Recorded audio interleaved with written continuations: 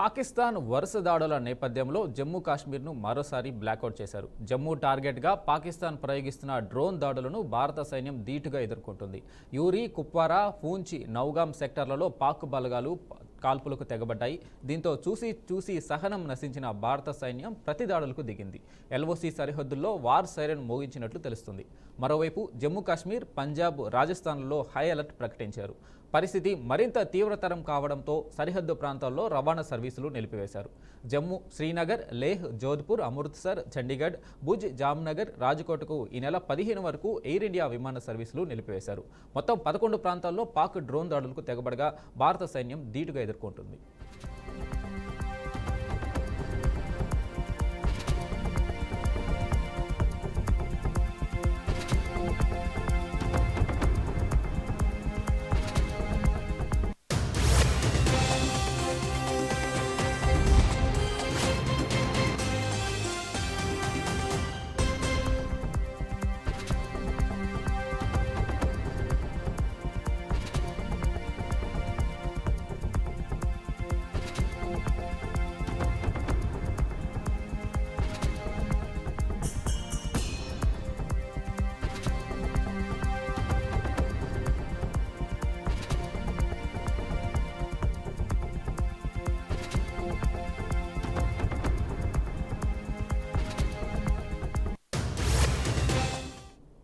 పాకిస్తాన్ వరుస దాడుల నేపథ్యంలో జమ్మూ కాశ్మీర్ను మరోసారి బ్లాకౌట్ చేశారు. జమ్మూ టార్గెట్గా పాకిస్తాన్ ప్రయోగిస్తున్న డ్రోన్ దాడులను భారత సైన్యం ధీటుగా ఎదుర్కొంటుంది. యూరి, కుప్వారా, పూంచ్, నౌగాం సెక్టార్లలో పాక్ బలగాలు కాల్పులకు తెగబడ్డాయి. దీంతో చూసి సహనం నశించిన భారత సైన్యం ప్రతిదాడులకు దిగింది. ఎల్ఓసి సరిహద్దుల్లో వార్ సైరన్ మోగించినట్టు తెలుస్తుంది. మరోవైపు జమ్మూ కాశ్మీర్, పంజాబ్, రాజస్థాన్లలో హై అలర్ట్ ప్రకటించారు. పరిస్థితి మరింత తీవ్రతరం కావడంతో సరిహద్దు ప్రాంతాల్లో రవాణా సర్వీసులు నిలిపివేశారు. జమ్మూ, శ్రీనగర్, లేహ్, జోధ్పూర్, అమృత్సర్, చండీగఢ్, భుజ్, జామ్నగర్, రాజ్కోట్కు ఈ నెల 15 వరకు ఎయిర్ ఇండియా విమాన సర్వీసులు నిలిపివేశారు. మొత్తం 11 ప్రాంతాల్లో పాక్ డ్రోన్ దాడులకు తెగబడగా భారత సైన్యం ధీటుగా ఎదుర్కొంటుంది.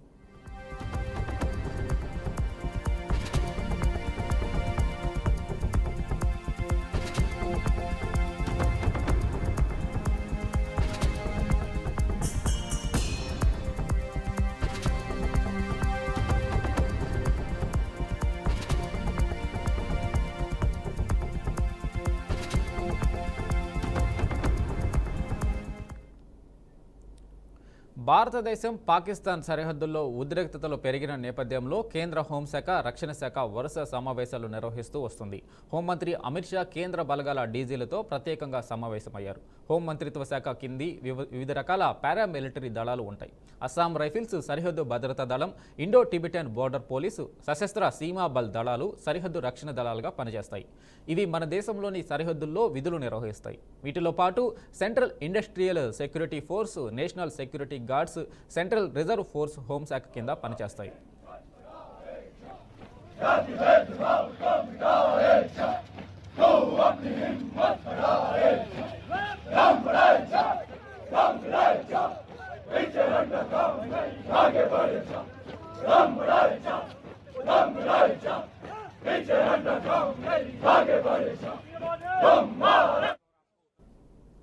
మన దేశానికి చైనా, పాకిస్తాన్, బంగ్లాదేశ్, నేపాల్, భూటాన్, మయన్మార్ సరిహద్దు దేశాలుగా ఉన్నాయి. మొత్తం 15,000 కిలోమీటర్ల సరిహద్దును కలిగి ఉంది. ప్రధానంగా బోర్డర్ సెక్యూరిటీ ఫోర్స్ భారత సరిహద్దును కాపాడే ప్రాథమిక దళం. ఇది జమ్మూ కాశ్మీర్, పంజాబ్, రాజస్థాన్, గుజరాత్లో విస్తరించి ఉన్న భారత్-పాక్ సరిహద్దులో దాదాపు 3,000 కిలోమీటర్లను సురక్షితంగా ఉంచుతుంది. స్మగ్లింగ్, చొరబాటు, అక్రమ వలసలు, మానవ అక్రమ రవాణా వంటి సరిహద్దు నేరాలను నిరోధిస్తుంది. శాంతి సమయంలో బీఎస్ఎఫ్ హోంమంత్రిత్వ శాఖ కింద పనిచేస్తుంది. యుద్ధం జరిగినప్పుడు భారత సైన్యం వెనక నిలుస్తుంది. భారత సైన్యంతో సమన్వయంతో పనిచేస్తుంది.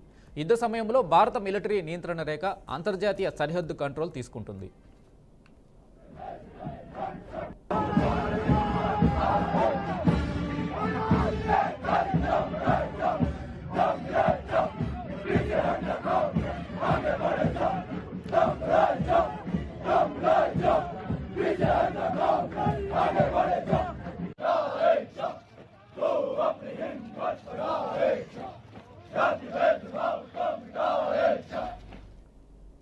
Indo Tibetan border police Bharat China సరిహద్దుల్లో పనిచేస్తుంది. సశస్త్ర సీమా బల్ నేపాల్ భూటాన్ సరిహద్దుల్లో పనిచేస్తుంటుంది. అస్సాం రైఫిల్స్ పాలనా పరంగా హోంమంత్రిత్వ శాఖ కింద ఉన్నప్పటికీ రక్షణ మంత్రిత్వ శాఖ ద్వారా నియంత్రించబడుతుంది. ఇది భారత్ మయన్మార్ సరిహద్దుల్లో గస్తీ నిర్వహిస్తుంది.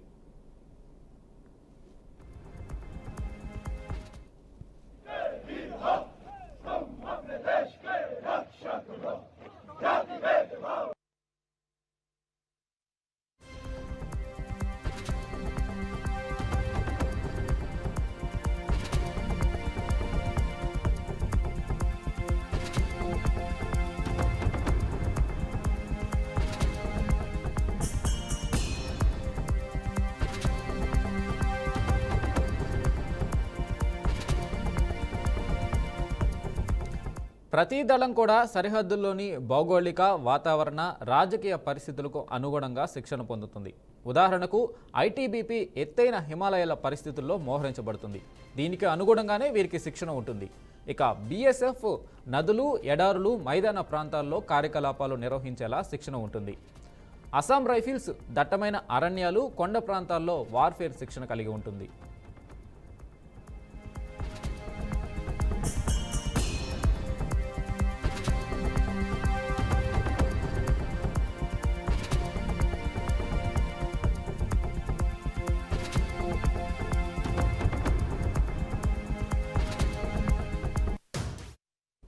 ఇక సెంట్రల్ ఇండస్ట్రియల్ సెక్యూరిటీ ఫోర్స్ దేశంలోని కీలకమైన పరిశ్రమలు, మౌలిక సదుపాయాలను రక్షిస్తుంటుంది. విమానాశ్రయాలు, మెట్రో వ్యవస్థ, అణు విద్యుత్ ప్లాంట్లు, ఇస్రో వంటి అంతరిక్ష కేంద్రాలు, ఉక్కు కర్మాగారాల వద్ద భద్రతను నిర్వహిస్తుంటుంది. సెంట్రల్ రిజర్వ్ ఫోర్సు ఆందోళనలు, అల్లర్లు, మత కలహాలు నిరోధించడంతో పాటు ఎన్నికల సమయంలో విధులు నిర్వహిస్తుంటుంది.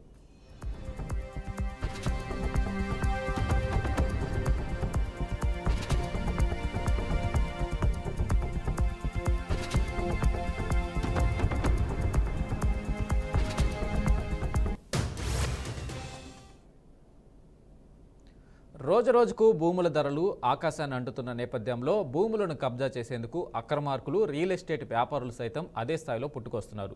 సిద్దిపేట జిల్లా మీరుదొడ్డి గ్రామస్తులు తమ ల్యాండ్ను కబ్జా చేస్తున్నారంటూ ఆందోళన చేపట్టారు. గ్రామానికి చెందిన బీఆర్ఎస్ నాయకుడు ఫ్లాట్లోకి వెళ్లే దారిని కబ్జా చేసి ఇబ్బందులకు గురి చేయడం జరుగుతుందని కాలనీవాసులు ఆరోపించారు. సుమారు 36 మందికి చెందిన ఫ్లాట్లకు దారి లేకుండా కంచి వేయడం జరిగిందని బాధితులు వాపోయారు. తమ తాతలు, తండ్రులు డబ్బులు పెట్టి కొన్న ఫ్లాట్లకు దారి ఉన్నట్లుగా కాగితాలు సైతం ఉన్నాయని వెల్లడించారు. ఇదే విషయంపై జిల్లా కలెక్టర్తో పాటు పోలీసు అధికారులకు సైతం ఫిర్యాదు చేశామని, న్యాయబద్ధంగా తమకు ఉండాల్సిన దారిని ఇప్పించాలని డిమాండ్ చేస్తూ నిరసన వ్యక్తం చేశారు. 1989 నుండి ఈ జాగా తోట ఆగయ్య వాళ్ళ పేరు ఏమి తెలియదు, సత్తు బాలయ్య, సత్తోళ్ళు వాళ్ళందరూ జాగా ఇది అందరికీ 400 గజాలు, 300 గజాలు, 200 గజాల జాగా చొప్పున ఇది ఎప్పుడో 758 సర్వే నెంబర్ మొత్తం వాళ్ళు వీళ్ళందరికీ విక్రయించడం జరిగింది. విక్రయించిన తర్వాత మొన్న ధరణిలో వాళ్ళ పేరుందని చెప్పేసి దాన్ని డిఎస్ పెండింగ్లకి తీపిచ్చి దాన్ని నాలా కన్వర్షన్ చేపించి ఈ ఫ్లాట్లను కబ్జా చేసుకొని తొవ్వ జాగాను మొత్తం కబ్జా చేసి ఇటు మీకు తొవ్వలేదు, మీరు ఎట్లకెచ్చి పోతారో ఓరి అని దౌర్జన్యం చేయడం జరుగుతుంది. అదేవిధంగా ఈ సాదాబైనామా ఆప్షన్ ఏదైతే ఉందో, కాంగ్రెస్ ప్రభుత్వం ఏదైతే సాదాబైనామా ఆప్షన్ తీసుకొచ్చినప్పుడు నుంచి వాళ్ళ గుండెల్లో పరుగు పెడుతుంది, వాళ్ళకు రైలు పరుగు పెడుతుంది వాళ్ళ గుండెల్లో. ఈ సాదాబైనామా ఆప్షన్ ఎప్పుడు వస్తుందో, వీళ్ళు ఎప్పుడు మా పేర్లు ఎగిరిపోతాయో అని చెప్పేసి వెంటనే దాన్ని నానా కన్వర్షన్ చేపించేసి మన బాధితులు ఎవరైతే ఉన్నారో వాళ్ళు సాదా పేపర్ ఏడా తీసుకుపోయి ఎంఆర్ఓ దగ్గర చూపెట్టి మా చేపించుకుంటారు అని చెప్పేసి భయపడి దాన్ని వెంటనే కబ్జాకు గురి చేసి రిజిస్ట్రేషన్ల పేరు వాళ్ళ పొట్ట చేసుకోవాలని చెప్పేసి వాళ్ళు చూస్తున్నారు. కానీ ఎట్టి పరిస్థితుల్లో ఈ కాంగ్రెస్ ప్రభుత్వం మొన్న మన పొంగులేటి శ్రీనివాసరెడ్డి గారు కూడా భూభారతిలో మన మిరుదొడ్డి పేరునే అసెంబ్లీ సాక్షిగా ప్రస్తావించడం జరిగింది. మిరుదొడ్డిలో ఎంత కబ్జాదారులు ఉన్నారో, ఎంతమంది ఎంత అన్యాయం జరుగుతుందో, ఎంతమందికి ఏ అన్యాయం జరుగుతుందో సాక్షాత్తు మంత్రివారిలో దృష్టిలోనే ఉన్నదంటే. మామ లేడు, మామ కొనుక్కుండంట. అప్పట్లో మామ కొనుక్కున్న జాగాకి మాకు ఇచ్చిన దానికి మేము ఇల్లు కట్టుకున్న తర్వాత నా భర్త చనిపోయిన తర్వాత ఇప్పుడు జాగాకు ఇల్లు కట్టుకున్నాక నాకు తొవ్వలేదు అని అంటే నేను ఎటు నడవాలి, నేను కష్టం చేసుకుంటేనే బతుకునేదాన్ని. నా పిల్లలు చిన్నగా ఉన్నారు, ఆ పిల్లల్ని ఎట్లా బతికించుకోవాలి, నేను ఎటని నడవాలి. ఇప్పుడు తొవ్వలేదని చెప్తున్నారు, మాకు తొవ్వ కావాలి. గతంలో మీకు ఇక్కడ తవ్వు ఉండేనా మరి? ఉన్నది, గతంలో ఉన్నది, అప్పుడు ఉన్నదని చెప్పారు, ఇప్పుడు లేదని చెప్తున్నారు. అక్కడ ఈ రూమ్లన్నీ బీసీ కాలనీ మొత్తంలో తవ్వలు ఉన్నాయి కదా, మాకు కూడా తవ్వ ఇయ్యాలి. అప్పుడు ఉన్నదన్నారు, వెనకట్లో ఉన్నదని చెప్పారు, ఇప్పుడు లేదని చెప్తే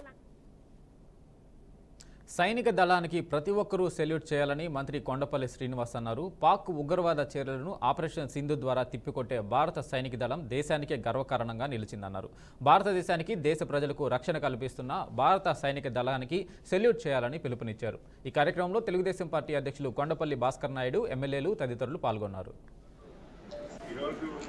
భారతదేశంలో జరుగుతున్నటువంటి పరిస్థితుల మీద ముఖ్యంగా మనందరం కూడా అభినందించాల్సిన సమయం.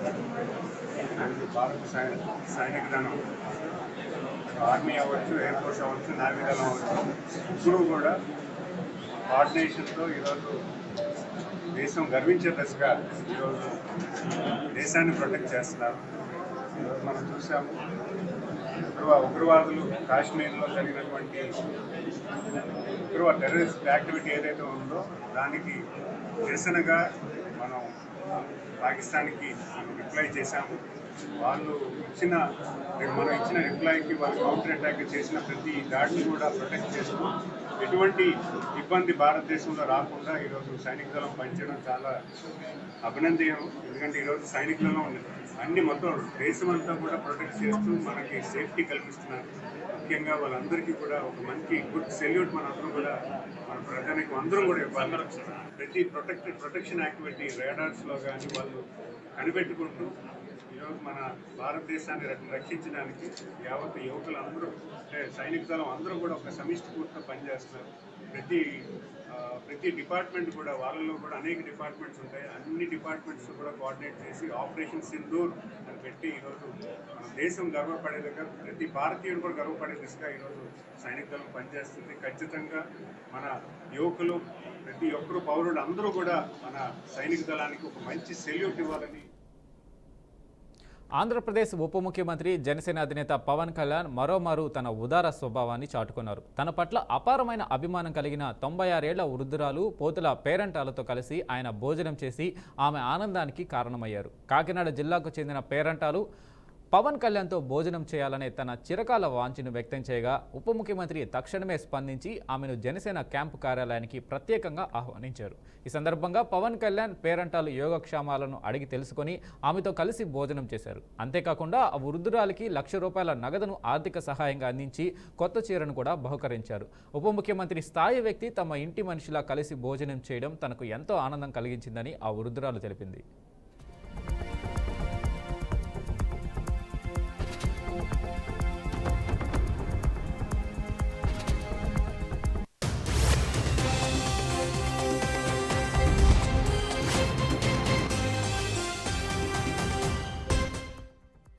మళ్ళీ ఇబ్బంది అయిపోతుందని చెప్పి మామగారు పిలుచుకున్నాం.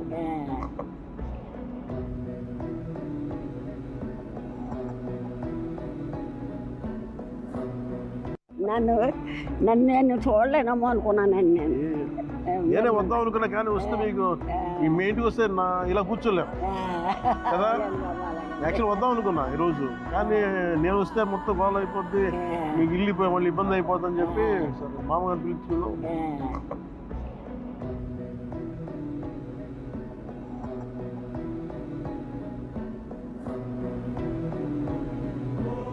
సార్ మీకోసం ఇది చెక్ ఒకటి ఇస్తున్నా, ఇది మీరు బ్యాంకులో వేసుకోండి, ₹50,000.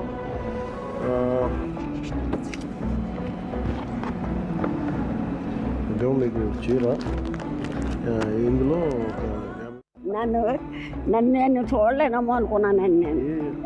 నేనే వద్దాం అనుకున్నా, కానీ వస్తే మీకు మీ ఇంటికి వస్తే ఇలా కూర్చోలేము కదా. యాక్చువల్ వద్దాం అనుకున్నా ఈరోజు, కానీ నేను వస్తే మొత్తం గోల్ అయిపోద్ది, మీకు ఇల్లు మళ్ళీ ఇబ్బంది అయిపోతుందని చెప్పి. భారతదేశం చేపట్టిన ఆపరేషన్ సింధూర్ తర్వాత పాకిస్తాన్లో తీవ్ర సంక్షోభం నెలకొంది. భారతదేశం చేసిన దాడులతో పాకిస్తాన్ వణుకుతుంది. ఇమ్రాన్ ఖాన్ అరెస్టుతో దేశంలో రాజకీయ అశాంతి పెరిగింది. పాకిస్తాన్ ఎంపీలు ప్రభుత్వాన్ని తీవ్రంగా విమర్శిస్తున్నారు. దేశంలో భయాందోళన వాతావరణం నెలకొంది.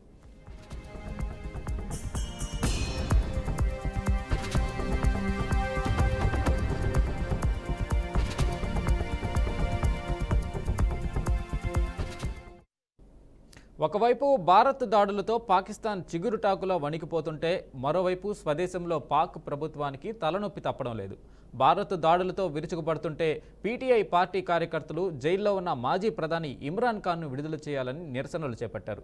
తాజాగా పాకిస్తాన్ ఎంపీ షాహిద్ అహ్మద్ పాక్ ప్రధాని షహబాజ్ షరీఫ్ను తీవ్రంగా విమర్శించారు. షహబాజ్ పిరికివాడు అని అభివర్ణించారు. భారత ప్రధానమంత్రి నరేంద్ర మోడీ పేరును కూడా ప్రస్తావించడానికి భయపడుతున్నారని ఆరోపించారు.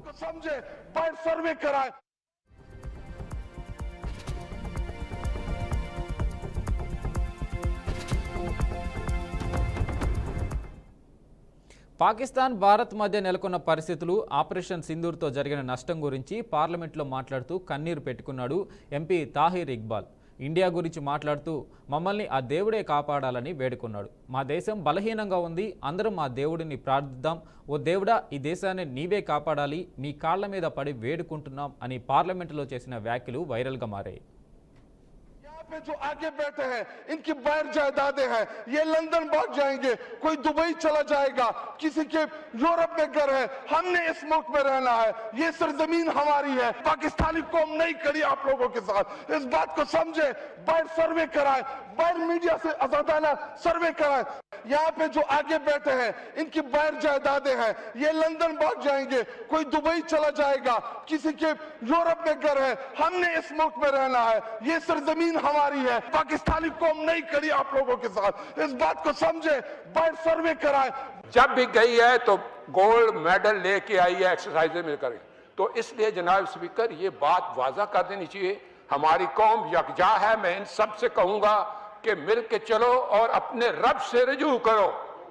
ऐ रब काबा, हम तेरे आगे दरख्वास्त करते हैं, इस मुल्क की हिफाजत फरमाना जो तूने हमें अता किया है, और ये नबी सल्लल्लाहु अलैहि वसल्लम की दुआओं का है। आपने कायदे आजम को इंग्लैंड में मुलाकात की, ख्वाब में आए और उनको कहा कि जाओ वापस और जाके पाकिस्तान का मामला हल करो। आप खान कलात को ख्वाब में आके ये हुक्म दिया कि तुमने पाकिस्तान की सरना ये मुल्क बन के रहेगा और तुमने तो ये ऐसा बड़ा मोजा है कि अल्लाह पाक ने ये हमें अता किया है और अल्लाह पाक इस मुल्क की हिफाजत फरमाएंगे। दुनिया में जहां भी देखें शायद हमारी कमी है, हम मजबूर हैं, हम गुनाहगार हैं, लेकिन रब काबा हम तेरे हबीब के ఇవి bulletin updates. Keep watching BRK news.